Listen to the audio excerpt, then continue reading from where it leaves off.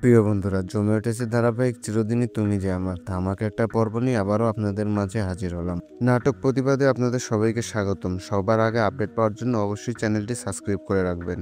তো চলুন বেশি কথা না বাড়িয়ে শুরু করা যাক।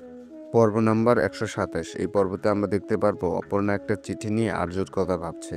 আর তখনই ওখানে অপর্ণার মা বাবা চলে আসে আর অপর্ণাকে দেখে অনেকটাই অবাক হয়ে যায়, কারণ অপর্ণা কোনোদিনও অফিসে শাড়ি পরে যায়নি। আজকে কেন অপর্ণা শাড়ি পরেছে?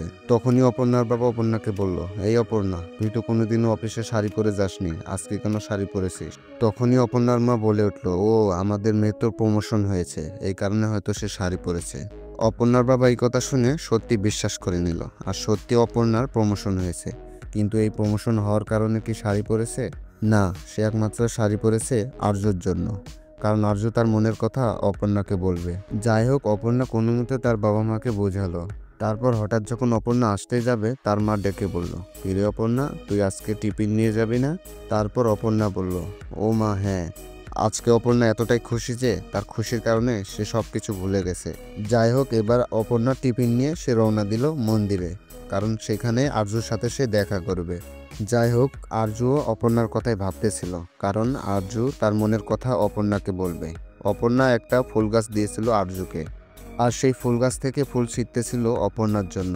তখনই ওখানে আরজুর মা চলে আসে আর আরজুকে বলে, এ আরজু, তুই এখানে একা একা কি করছিস? তখন আরজু উত্তরে বলে, মা, আমি এই ফুল গাছ থেকে ফুল ছিঁড়ছি। তখনই আরজুর মা আরজুকে বললাম না তোর মনের ইচ্ছা সব পূরণ হবে? তখন আর্য উত্তরে বলল, হ্যাঁ মা, তোমার কথাও সত্যি হয়েছে আর আরেকজনের কথাও সত্যি হতে চলেছে। কি কারণে আর্যর মা এই কথা বলল চলুন আপনাদের বলি। যেই ফুল গাছ থেকে আর্য ফুল ছিঁড়ছিল, ওই ফুল গাছটা অপর্ণা দিয়েছিল। আর যখন অপর্ণা ফুল গাছটা দিয়েছিল, তখন ওই ফুল গাছে কোনো ফুল ছিল না। আর আর্যর মা তখন বলে, এই গাছে যদি ফুল ধরে তখন তোর মনের ইচ্ছা সব পূরণ হবে। যাই হোক, এখন আর্যও মন্দিরে যাবে অপর্ণার সাথে দেখা করতে। আরজু যখন যেতে যাবে, তখনই ওখানে মানসিক চলে আসে আর আরজুকে বলে, আরজু, তোমার জন্য আজকে আমি কিছু নাস্তা তৈরি করেছি। তখনই মানসিক বলে, আজকে তুমি এই নাস্তাগুলো খেয়ে অফিসে যাবে। কিন্তু আরজু তো অনেক জরুরি যাওয়া লাগবে অপর্ণার সাথে দেখা করতে, কারণ অপর্ণার যে অফিস আছে। আজকে আরজুর অনেক তাড়াতাড়ি যাওয়া লাগবে। এই কথা মানসিক কোনোভাবে শুনছিল না। মানসিক বারবার একটা কথাই বলতেছিল, আজকে তুমি যেভাবেই হোক নাস্তাটুকু খেয়ে অফিসে যাবে। কিন্তু আরজুর তো অনেক তাড়াতাড়ি যেতে হবে, কারণ অপর্ণার যে অফিস আছে। প্রিয় বন্ধুরা, আজকের এই পর্বটা এখানে শেষ করছি। এটা হচ্ছে আমার দেওয়া 1 নাম্বার পর্ব।